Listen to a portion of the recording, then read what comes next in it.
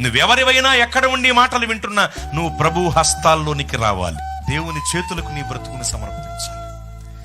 కక్కిన వాంతికి వెనుదిరుగు కుక్కల వలె ప్రవర్తించిన వారెవరైనా ఉన్నా, అనగా విడిచి వచ్చిన పాపం జోలికి వెళ్ళి పడిపోయిన వారెవరైనా ఉన్నా, అలాంటి వారిని సరిచేయటం మాలాంటి మామూలు మనుషుల వల్ల కాకపోవచ్చు గాని యేసయ్య చేతుల్లోకి మరలా నువ్వు తిరిగి వస్తే నీ బ్రతుకు కట్టబడుద్ది. స్తోత్ర.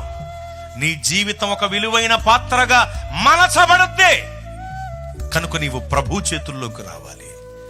ఎవరైతే ఈ మాటలు వింటున్నారో, నువ్వు లోకంలో పాపంలో సాతాను చేతుల్లో ఉన్నావా, ప్రభు హస్తాలకు నీ బ్రతుకుని సమర్పించు. ఒక విలువైన పాత్రగా నువ్వు మలచబడతావు. ఒకవేళ ఇప్పటికే ప్రభువులోనికి వచ్చి వెనుదిరిగి కడగబడిన పంది మరలా బురదలో పురిలినట్లుగా విడిచి వచ్చిన పాపం జోలికి వెళ్ళి ఉన్నావా, విశ్వాసపు పరుగు పందెపు రంగంలో కొన్నాళ్ళు పరిగెత్తిన నీవు పడిపోయి చచ్చే స్థితికి దిగజారిపోయావా ఆధ్యాత్మిక స్థితిలో, అయినను నీ ఒక్కసారి ఓపిక తెచ్చుకుని సంసోను గారు ఎలాగైతే శక్తిని కూడగట్టుకుని దేవా నన్నొక్కసారి జ్ఞాపకము చేసుకోమని వేడుకున్నాడో, అలా దేవుని సహాయాన్ని నువ్వు కోరుకోగలిగితే నిన్ను మంచి విలువైన పాత్రగా దేవుడు మారుస్తారు. Download ShareChat.